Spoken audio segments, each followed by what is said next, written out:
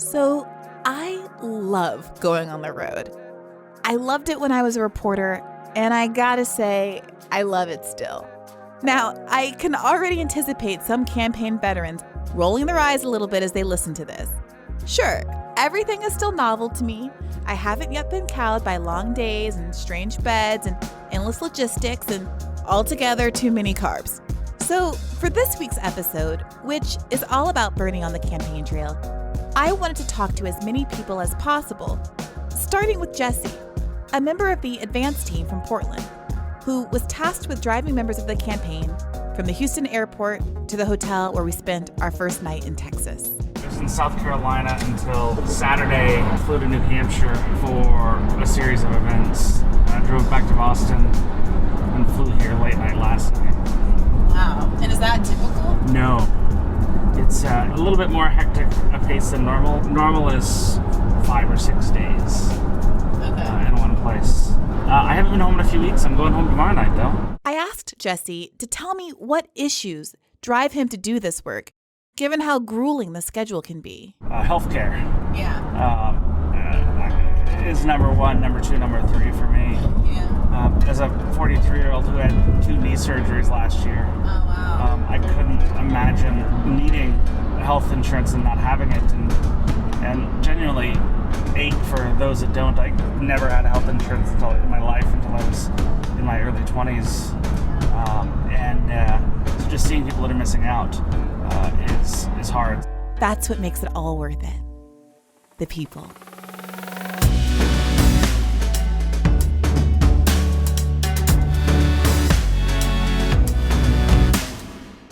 This is Hear the Bern, a podcast about the people, ideas, and politics that are driving the Bernie Sanders 2020 campaign and the movement to secure a dignified life for everyone living in this country.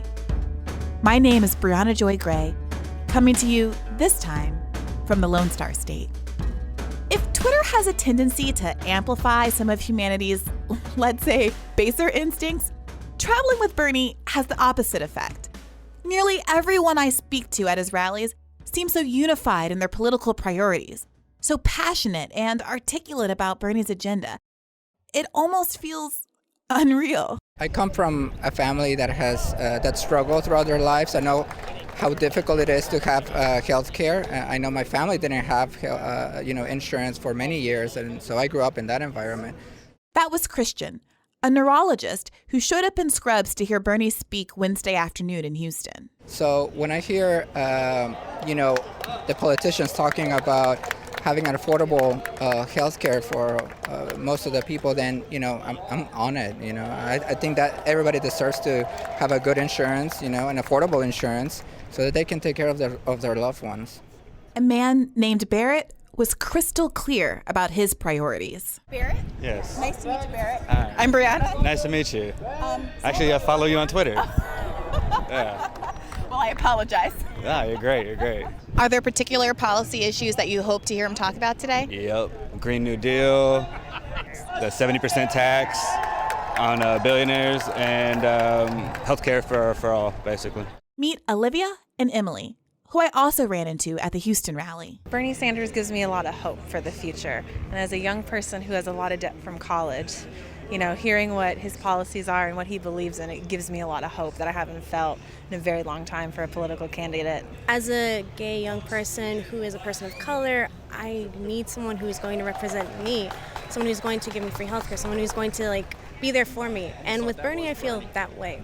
So a lot of people might say, well, Bernie's a white man, and if I want someone to represent my interests as a woman of color or a gay woman, maybe I should pick a candidate who's gay or woman of color. Why do you feel like Bernie is the one for you? I know I didn't expect that I would really be into it's an old white man.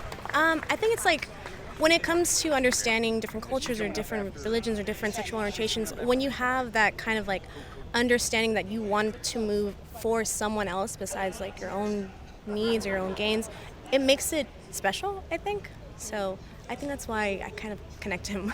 I also spoke to a sergeant who attended the rally in uniform. I served in Iraq from the end of 2003 to the beginning of 2005. I was on a 15-month deployment.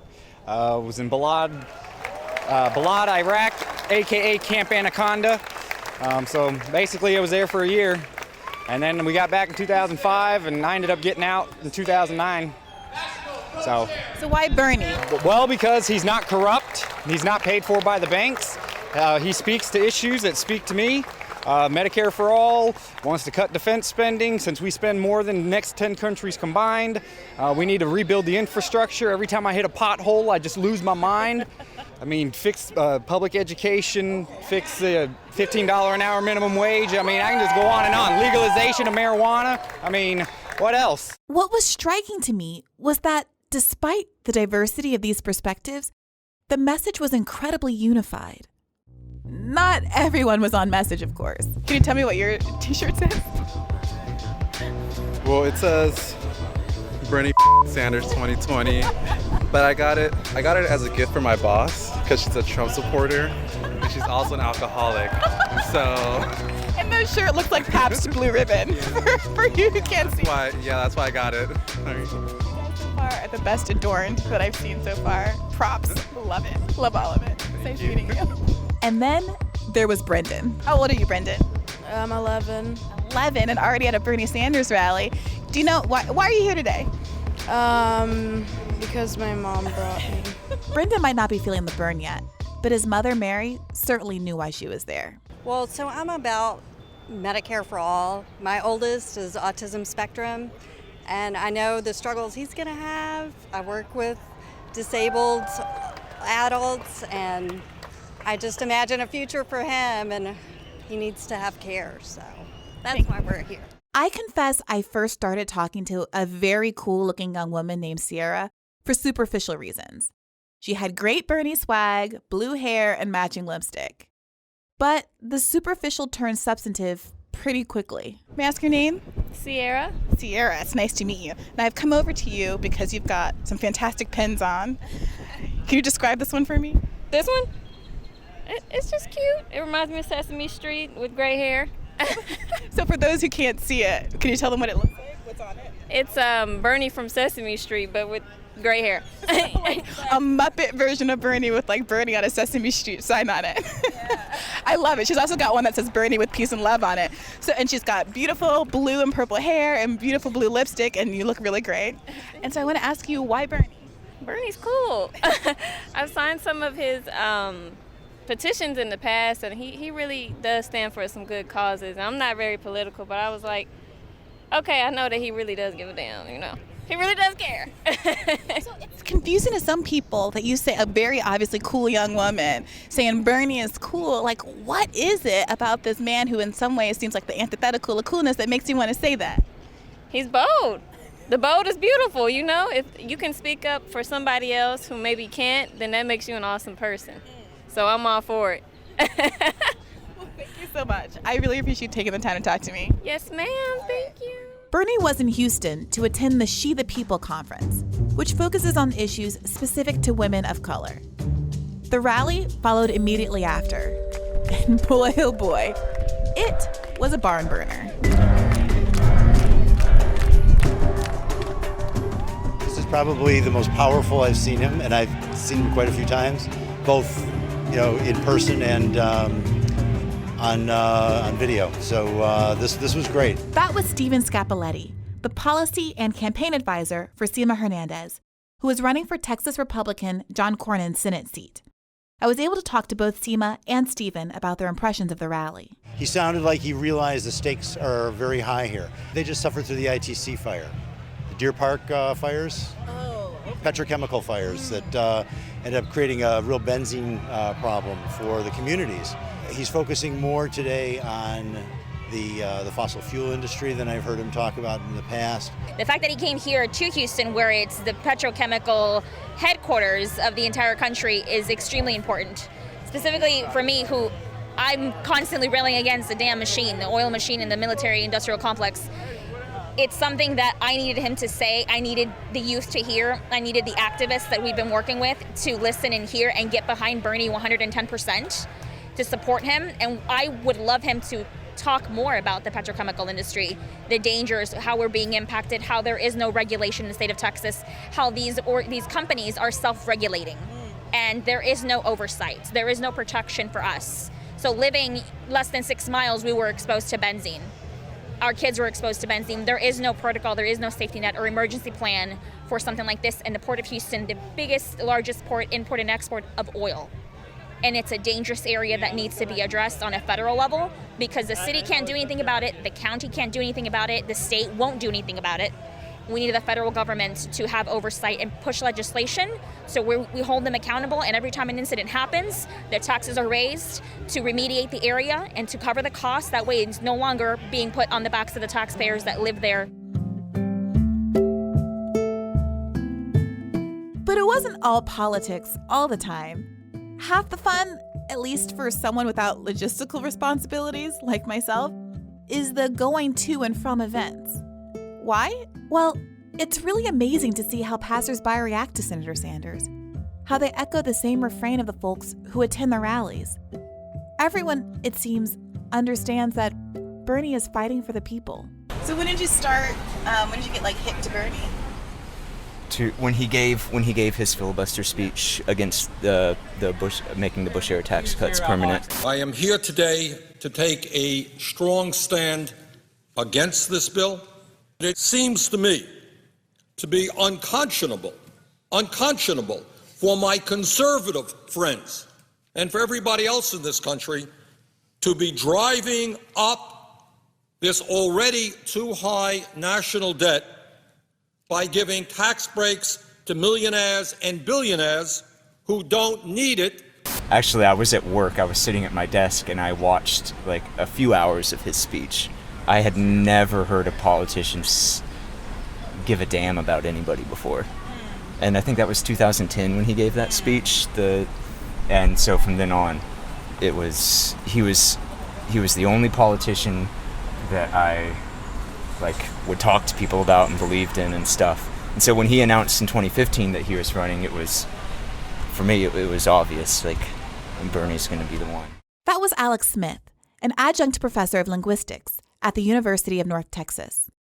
He canceled classes on Thursday so that he could do a 12-hour shift as a volunteer driver in Fort Worth. Traveling around the country provides an opportunity to poll test people from outside your bubble. Sure, Alex, a Sanders volunteer, isn't exactly the political other, but he's also a professor and was able to tell me about what his students cared the most about. I think climate change is number one, healthcare is number two. Yeah. People who are 10 years younger than me see pretty clearly, not to use hyperbole, but the end of the world. They can sort of see it. It's right over the horizon. I didn't know that you could be hyperbolic about climate change. And they have a very well-developed sense of dark humor. How so? They're just, they have to live with, this knowledge that if we don't do something soon, there's really no going back. And they have to find some way to make it through the mundane aspects of everyday life with this sort of knowledge in the back of their head that there might not even be a future for them. So they try to deal with it, the best way that they can. They try to laugh about it and joke about it and, lighten it up a little bit. But Give any examples? The constantly jokingly wishing for death. I see. Yeah. I was like, maybe they joke about being professional stilt walkers so they can wade through the rising tides. Oh no, it's dark. Okay. It's 100% dark. Travel time also provided opportunities to get to see a different side of the senator.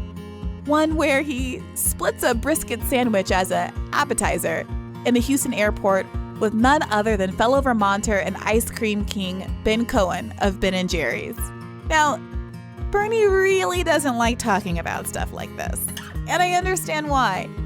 In a world where so little bandwidth is dedicated to the issues that matter, yeah, it's kind of a waste of time to talk about things like his dietary preferences.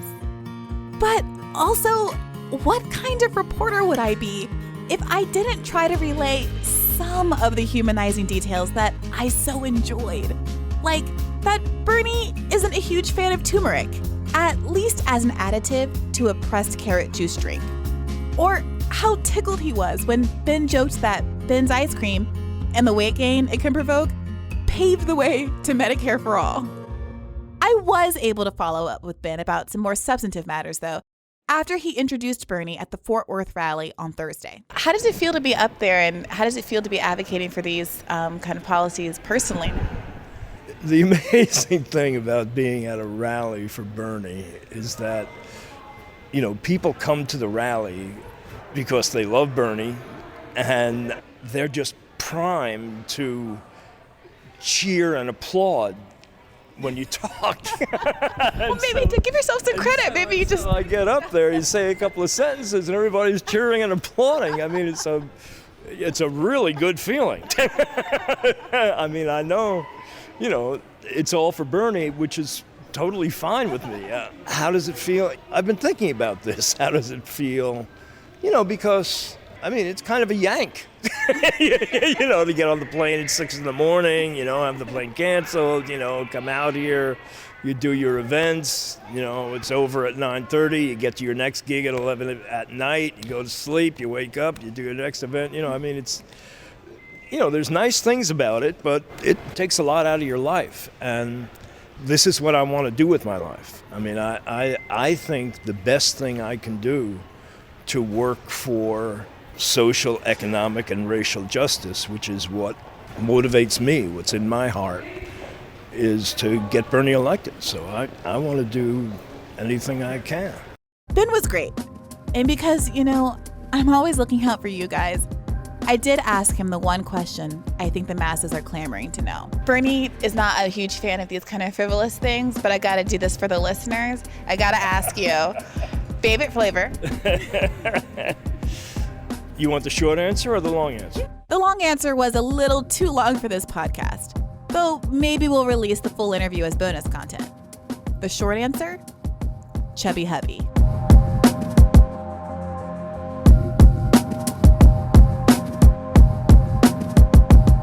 But honestly, ice cream origin stories, big crowds, and soaring speeches aside, one of the highlights of Bernie's past few weeks was a poverty roundtable hosted by Sanders in Greenville, South Carolina, and attended by Cornel West, actor and activist Danny Glover, Kerri Evelyn Harris, a progressive who ran for Senate in Delaware last fall, and several other compelling local leaders. The event wasn't just special because of the amazing panel assembled, but because, as Sanders noted, it was an opportunity to discuss issues that far too often go ignored. So what we do not talk about in Congress, and what the media doesn't talk about terribly much, is there are a whole lot of people in this country who are living paycheck to paycheck, scared to death that if their car breaks down or their kid gets sick, their whole life is in turmoil. Well, the time is long overdue when in the wealthiest country in the history of the world, we started talking about that issue. Cornel West, one of America's foremost public intellectuals, opened by echoing a theme often articulated by supporters of Senator Sanders, one familiar to those of you who heard last week's podcast. It's that, beyond articulating support for the issues, politicians seeking elected office should demonstrate commitment to those issues. In short, a candidate's history matters. Oh, yes. It's a wonderful thing to have a politician in high places who's still on fire for justice, who still has a fundamental commitment to poor and working people, not because it's fashionable and faddish, but because that's the kind of human being he chooses to be committed to integrity, honesty, decency, and generosity.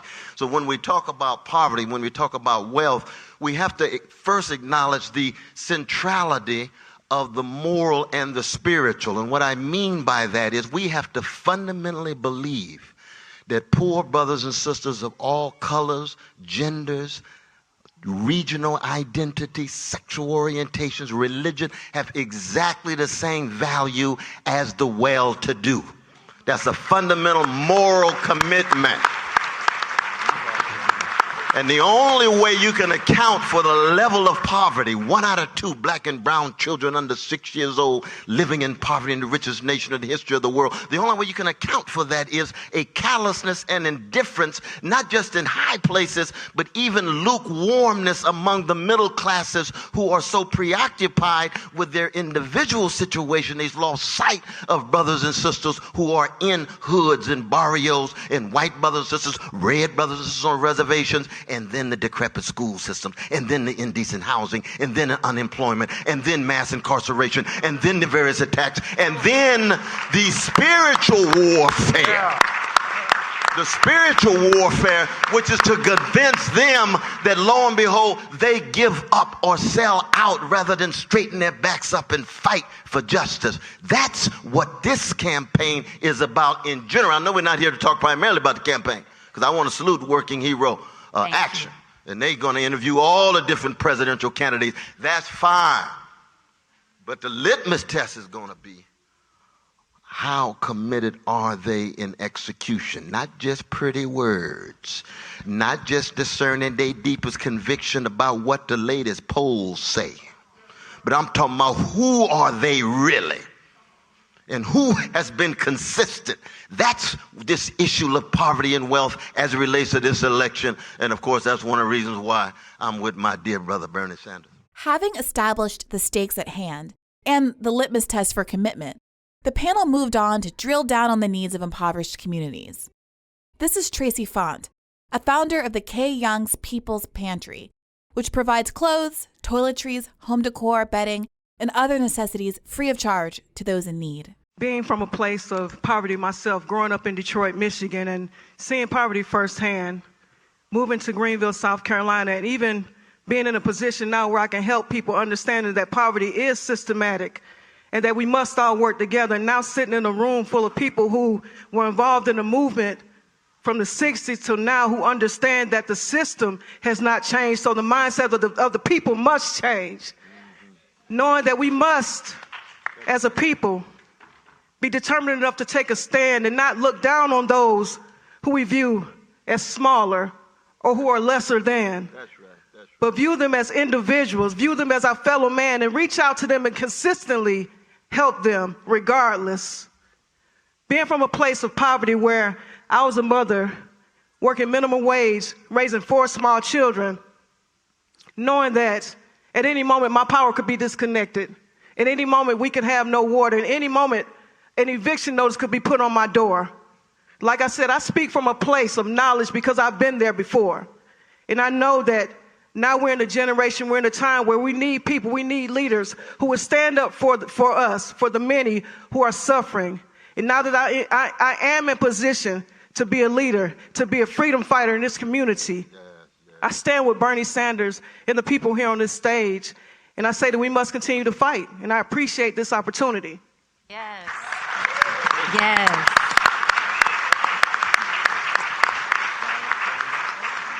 Before I introduce Jerry Blussingame, I just want to say to Tracy, we need millions of people like Tracy all over this country, black and white and Latino, who today are experiencing the poverty and the stress that Tracy talked about.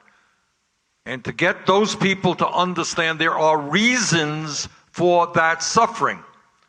And that if we can organize together, we can develop policy which alleviates those issues and create a very different kind of country. So Tracy, thank you for your courage. Jerry Blussingame, senior pastor at Soteria Christian Fellowship in Greenville, spoke passionately and from personal experience about the need for criminal justice reform. So I'm here representing the over 70 million Americans who've been impacted by the mass incarceration system, criminal justice system. There are 2.3 million people right now. There are 2.3 million people right now in our jails and prisons. Poverty is the root cause of mass incarceration. I was raised in poverty. I was a victim of crime. My mother was murdered when I was 5 years old. I didn't even get an opportunity, growing up with no parents. And so I'm here to help change this system. When I was released from prison in 1999 from a 20-year prison sentence, God put something on my heart to start an organization to help those who've been impacted by the criminal justice system. Right now, we've impacted over 5,000 men and women in the last 20 years who have a criminal background. Men and women can come through our program, learn job training skills, financial literacy skills, and we also have a micro enterprise where we tear down old houses and teach guys how to build furniture so that they're learning a skill. And when they leave our program, they're able to be a productive citizen. Some of them are leaving with college degrees. Some of them are leaving with home ownership. That's what it's about. We don't have to stay in poverty, but it is systemic, and we have to change it. And I thank God for this stage and for you. We're here to change. We're not going to just talk about it. We're going to be about it. And I'm not going to stop until every person with a criminal background gets an opportunity to have a job or an education or a home. And every child in America who has a parent incarcerated has a level playing field, because I'm tired of seeing the school to prison pipeline. I am tired of seeing that. And Kerri Evelyn Harris compellingly put into words how the minimum wage translates into a poverty wage, explaining exactly how much labor is required to buy simple goods like diapers or the ingredients for a peanut butter and jelly sandwich. We are here today because no family should worry about tomorrow. When you are talking about minimum wage, here in this state, it's $7.25. $7.25 to buy an off-brand box of diapers for a child. I know I have a 2-year-old. It will cost you 3 hours of pay here in this state. If you want to simply feed your child a peanut butter and jelly sandwich, to buy the peanut butter, the jelly, and the bread is going to cost you 2 hours of work. That's destitute. But you have to remember, just recently I was talking to a gentleman maybe 6 months ago who lived in a really affluent neighborhood. And he told me in confidence and said, Kerri, my car was repossessed. See, in low-income communities, people talk about it because everybody knows we're going through it. But he lied. He lied to his friends and neighbors and said, oh, I sent it to my daughter who's in college. But when 4 out of 5 Americans are suffering, living paycheck to paycheck, I guarantee you he's not the only one in the neighborhood that is feeling that way. And until we are open and honest about our experiences, the power structure that is holding us back will continue to remain in power and have us pointing fingers at each other. And as a result, we will never rise out of what is the new poverty level. And that is why we are having this forum. That is why we are inviting candidates. And we are telling you, like Dr. West down there said, we urge you to look with a fine-tooth comb at every candidate's past. Are they just jumping on the bandwagon because it's the new thing that polls well?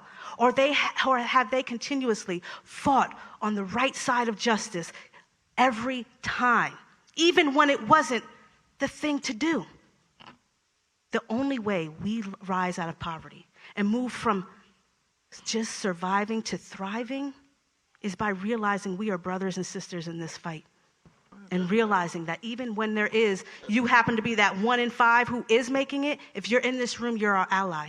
Let's voice it. Let's let people know they're not alone, and let's do this together. Powerfully, this panel conveyed the extent to which poverty, criminal justice issues, housing issues, the fight for 15, all of these things are inextricably linked. As Danny Glover explained, this is what intersectionality looks like. The issues affect us here, that affect you right here, and us in the nation are the same issues. And the intersectionality between those issues is important to understand here. Whether it's racism, whether it's poverty, whether it's education, whether it is mass incarceration, all of those are central issues that we have to attack together. But as is often the case with these type of events, things really took off at the urging of questions from the crowd.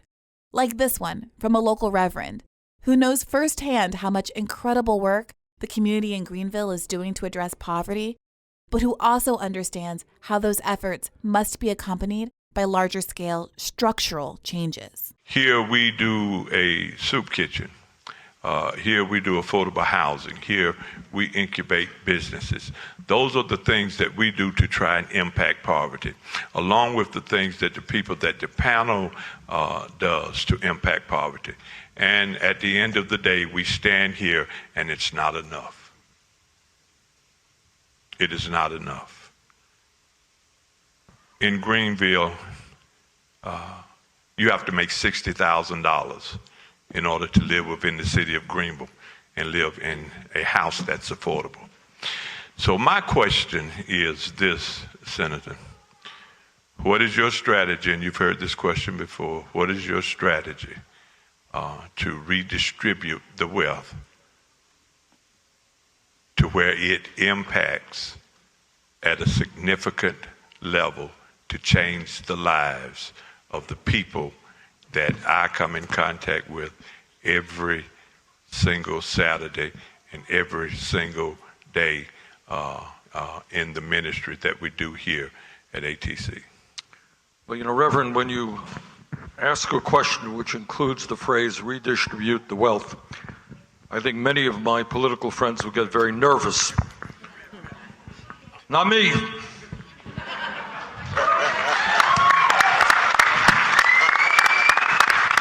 And I'll tell you why.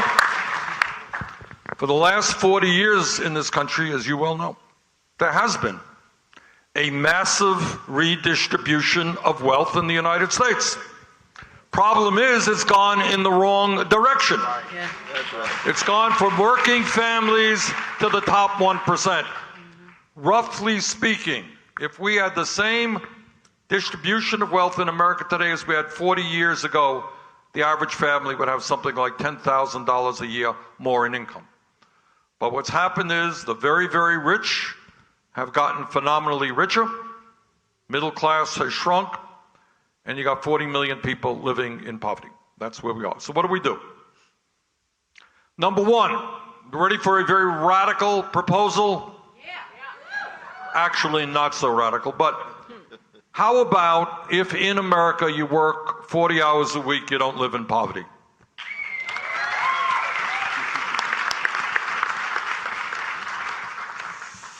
Four years ago, when I talked about raising the minimum wage to a living wage, $15 an hour, it was considered to be a radical idea. Not anymore. 6 states have already passed that legislation.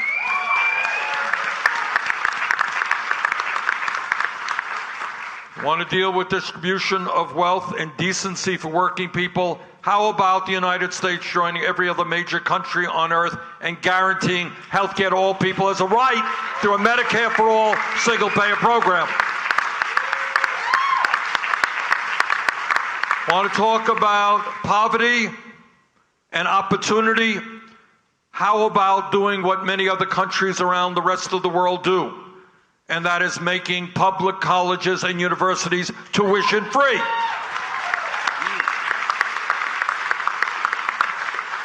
How about substantially lowering student debt for working families? How about creating up to 15 million jobs by rebuilding our crumbling infrastructure? And by the way, when I talk about infrastructure, we're talking about building affordable housing. And how about doing something that the President of the United States denies exists? And that is to understand that climate change is caused by human activity.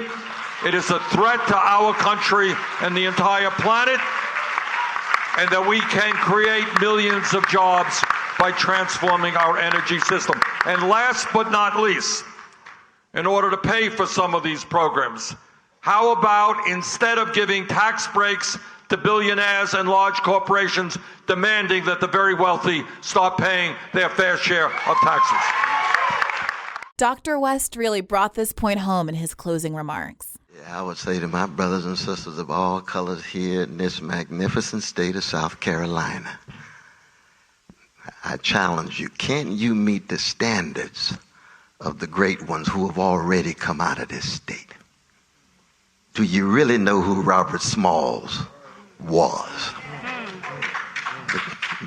The creator of the first public school system in the whole nation. Right here. Because he had an understanding of greatness. Somewhere he read, he or she is greatest among you will be your servant. We'll focus on the least of these. We'll focus on those catching hell. Do you really know who Marion Wright Edelman is? South Carolina. the great prophetic voice building on the legacy of Fannie Lou Hamer and Ella Baker and Martin Luther King Jr. and Rabbi Abraham Joshua Heschel, still strong at 79 years old in a city that used to be chocolate called Washington, D.C. Do you really know who Jesse Jackson is? From this town.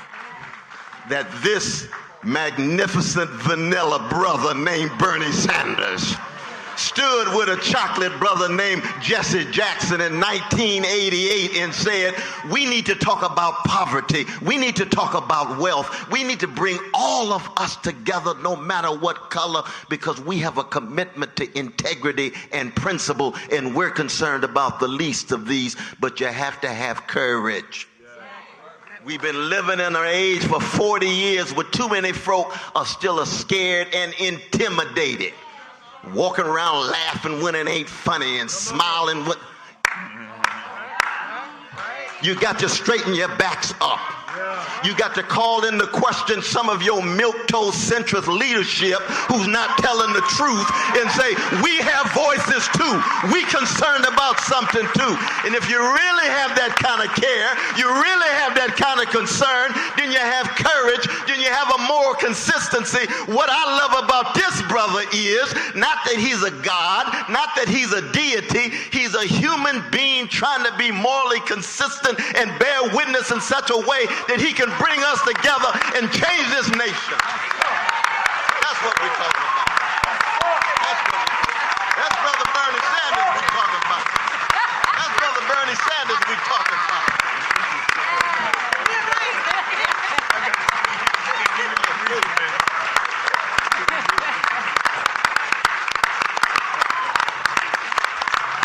So, Senator Sanders, you are our last guest. So, Rania, you're asking me to follow that. Thank you very much. That's the company you keep, sir.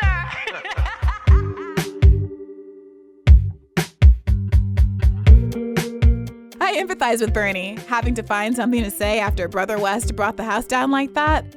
But I think we should end this podcast with some words from the senator himself. At the end of the Texas trip, I had a chance to ask Senator Sanders how he's feeling about the campaign trail. Texas was just the latest stop in a very busy few weeks. In early April, Bernie visited the Midwest, where he spoke to labor groups, agricultural groups, and residents from cities suffering from industrial decline, some of whom we featured on the last episode of Hear the Bern. Mid-month, Bernie was in South Carolina, where he not only participated in the Poverty Roundtable, he picked up endorsements from 7 Black local lawmakers, including Crystal Simmons, who he interviewed on last week's episode. It would be natural for the road life to be getting to him. But like me, it seems Senator Sanders is feeding off the energy. I was finally able to get him on tape at a barbecue restaurant called Risky's, just a few hours before I headed back to D.C. Well, I'm feeling stuffed right now because we just ate a whole lot of spare ribs at this really nice place in Fort Worth. But mostly it's fun, it's exhilarating because you meet a lot of great people. And I think that is the best part of it. You find that there are a whole lot of wonderful, decent human beings in every state in the country. We're sitting in a restaurant. We had a bunch of young kids come up who are participating in a statewide scientific contest, and we chatted for a while. The bottom line is you learn a lot about America, and what you learn is mostly good. Some people I spoke to after the rally yesterday said that you seemed particularly impassioned, and that one person said that they've seen you speak many, many times at rallies, and this was the best he'd ever seen you. Did you feel that yesterday? Was anything in particular animating that? Obviously, I and every human being in the world feels differently on any given day. But sometimes you get energy from the crowd that's in front of you. And it's an interesting physiological thing. I think it really is physiological, is that you get inspired by people in front of you, and there's a symbiotic relationship between the speaker and the audience. And we had some great people out yesterday. Since we've been in Texas, the news came out that you're now leading the polls. This is such a different position than you've been in the past. How does it make you feel? Nervous. Look, polls are going to go up and down, and nobody should be cocky because we're in the lead today. Tomorrow we'll be in 5th place, and and so forth. And the point is, this is going to be a long campaign to win the Democratic primary. It's going to be a long campaign to defeat Trump. We have to be focused on building an unprecedented grassroots movement. We have to be introducing ideas that excite working families all over this country, bring our people together. There is an incredible amount of work to be done, and what I'm most excited about is that at this point we have well over 1 million volunteers on Saturday. We're going to be doing, I guess, over 5,000 house parties all over the country in every congressional district, which I think has never happened before, and that's kind of what I'm focusing on. I want to know if there's anything that you want out of this podcast. Any advice that you have for me in terms of the kind of content and messaging that you want out of this effort? I think, the message that has to go out to people is that we have to rethink our role in democracy. And I make this point often, on every Sunday you got millions of people watching football, Saturday night they're watching basketball. That's part of America's culture, and that's fine. I like football and basketball as well. But I think we have to start spending more time thinking about politics, thinking about how we engage our coworkers, our family, our friends in the political process.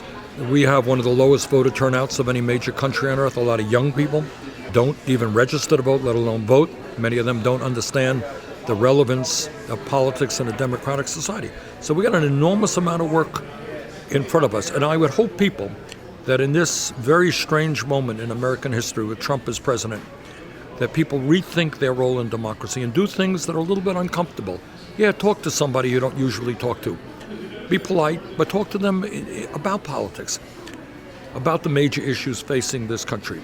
If we can get people thinking about the issues, standing up about the issues and fighting back, we're going to win this thing and win it overwhelmingly. What Republican politics is about is trying to suppress the vote and having billionaires buy elections. And our politics is exactly the opposite. It is bringing more people into the political process and having a political system based on one person, one vote. So let's get to work and let's do it. Well, you heard the man. Let's do this.